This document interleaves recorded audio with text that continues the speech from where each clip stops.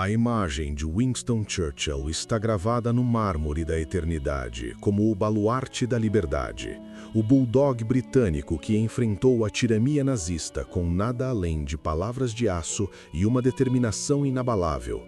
Ele é o herói de guerra definitivo, o estadista cujos discursos salvaram o mundo livre do abismo. Mas, se afastarmos a névoa da propaganda vitoriosa e olharmos para as sombras que Churchill projetou sobre os continentes que não falavam a sua língua, encontraremos um homem movido por um racismo visceral, um imperialismo fanático e uma indiferença absoluta pelo sofrimento humano em escala industrial. Winston Churchill não foi apenas o carrasco de Hitler. Ele foi o arquiteto de uma das maiores carnificinas do século XX, um crime escondido sob o manto da necessidade de guerra. Prepare-se. O que você vai ouvir agora é a cronologia sombria do homem que o mundo idolatra, mas que a história real condena. A maior mancha no legado de Churchill não aconteceu nos campos de batalha da Europa, mas nos arrozais da Índia em 1943. Enquanto as tropas aliadas lutavam no norte da África, a província de Bengala mergulhava no inferno. Uma combinação de colheitas ruins e políticas coloniais desastrosas desencadeou a Grande Fome de Bengala. Mas o que poderia ter sido um desastre natural tornou-se um genocídio administrativo sob a mão de Churchill. Ele ordenou o confisco de toneladas de grãos indianos para a estocagem na Europa, alegando que o exército precisava de reservas. Enquanto 3 milhões de indianos, homens, mulheres e crianças morriam de fome nas ruas de Calcutá, Churchill negava repetidamente os pedidos de socorro do governo local e até de seus próprios generais. Quando pressionado por seus assessores sobre a morte em massa de civis indianos, a resposta de Churchill não foi de remorso, mas de um sadismo arrepiante. Ele escreveu notas oficiais perguntando: se a fome é tão terrível, por que Gandhi ainda não morreu? Ele chamava os indianos do povo mais bestial do mundo ao lado dos alemães e afirmava que eles eram culpados por sua própria morte, porque se reproduziam como coelhos. Churchill não estava apenas gerindo recursos, ele estava exercendo uma vingança imperial contra um povo que ousava pedir independência. Para o primeiro-ministro britânico, a vida de um indiano valia menos do que o conforto de um soldado inglês nas reservas de retaguarda. Bengala foi o campo de concentração invisível de Churchill, onde a arma não era o gás de cloro, mas o confisco deliberado do sustento humano. Mas a crueldade de Churchill não nasceu na Segunda Guerra Mundial. Ela foi forjada no calor das colônias britânicas décadas antes.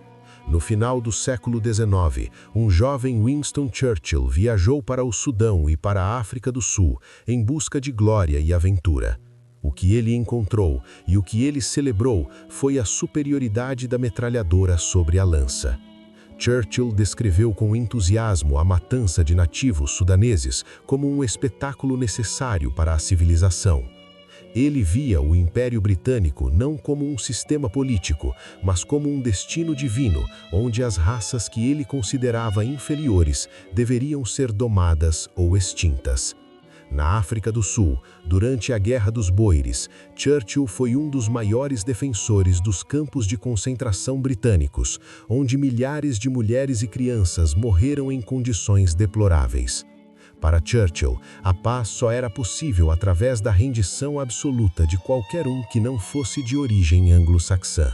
Essa obsessão pelo controle absoluto e pelo uso da força desmedida manifestou-se também no uso de armas de destruição em massa. Poucos sabem que Churchill foi um dos primeiros e mais fervorosos defensores do uso de armas químicas contra o que ele chamava de tribos incivilizadas. Em 1919, como secretário de Estado para a guerra, ele propôs o uso de gás tóxico contra os rebeldes curdos no Iraque e os afegãos na fronteira indiana. Quando confrontado pela hesitação de seus subordinados sobre a crueldade dessa tática, Churchill respondeu com desprezo: "Não entendo essa sensibilidade sobre o uso de gás. Sou fortemente a favor do uso de gás venenoso contra tribos incivilizadas para espalhar um terror animado. Ele não via a guerra como uma tragédia necessária, mas como um laboratório para a supremacia técnica da raça branca. O mago da guerra também era um homem que não hesitava em sacrificar seus próprios soldados em nome de sua arrogância estratégica.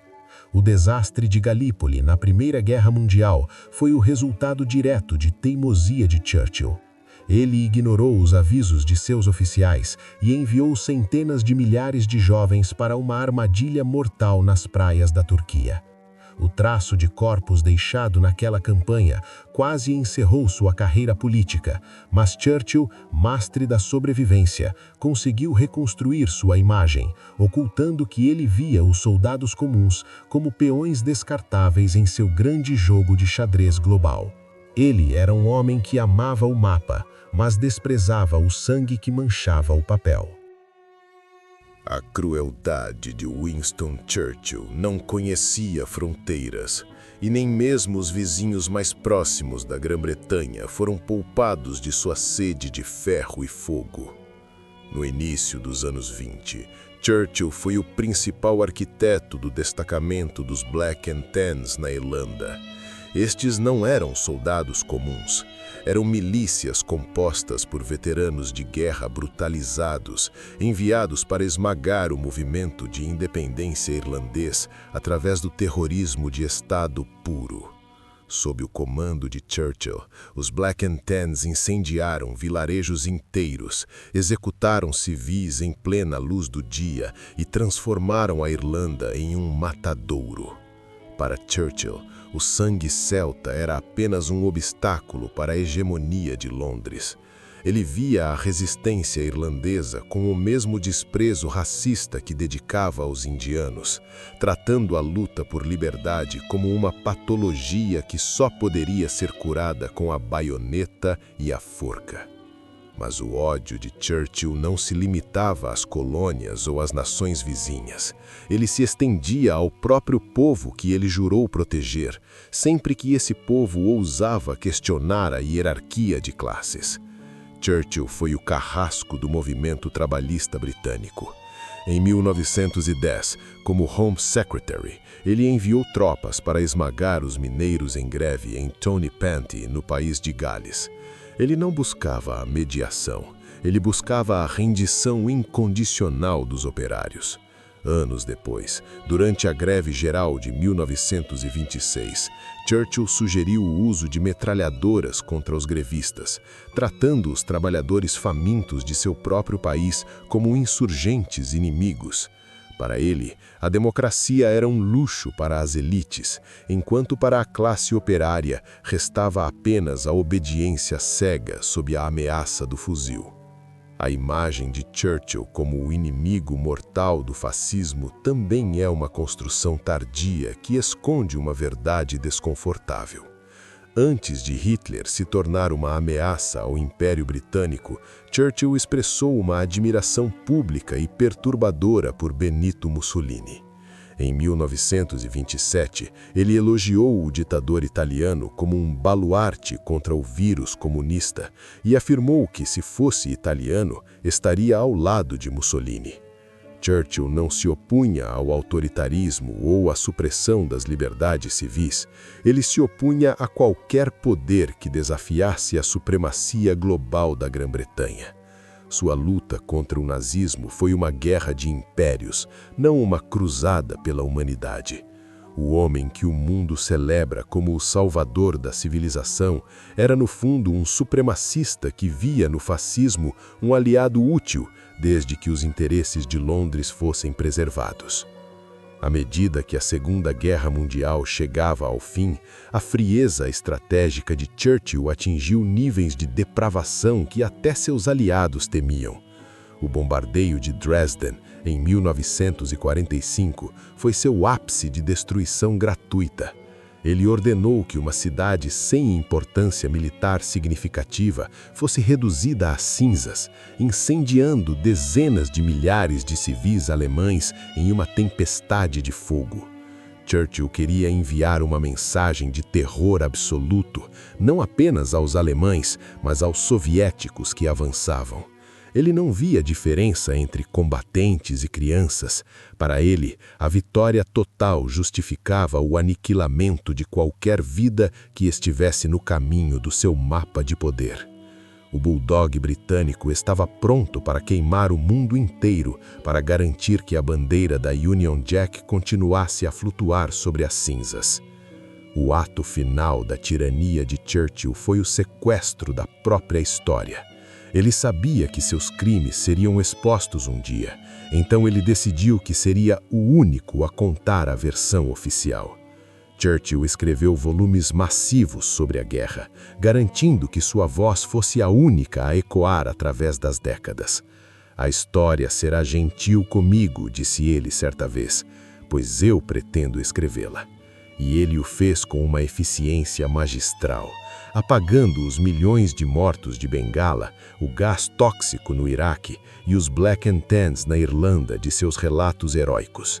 Ele transformou sua biografia em um monumento de bronze, ocultando os cadáveres que ele usou como alicerce para sua estátua.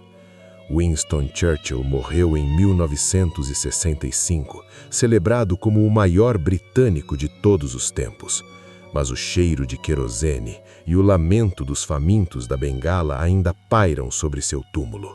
Ele foi o arquiteto de uma vitória que salvou a Europa, mas que condenou o resto do mundo a uma sombra imperialista que ainda custa a se dissipar. A próxima vez que ouvir seus discursos inflamados sobre a liberdade, lembre-se que a mesma voz que pregava a resistência contra Hitler era a voz que ordenava a fome deliberada de 3 milhões de inocentes. Churchill não foi o herói da democracia. Ele foi o último grande tirano do império. Um homem que soube, como ninguém, usar o brilho da glória militar para esconder a escuridão abismal de sua própria alma. A história oficial é uma mentira contada pelos vencedores, mas nas sombras da Bengala e nos campos da Irlanda, a verdade sobre Winston Churchill continua a gritar por justiça.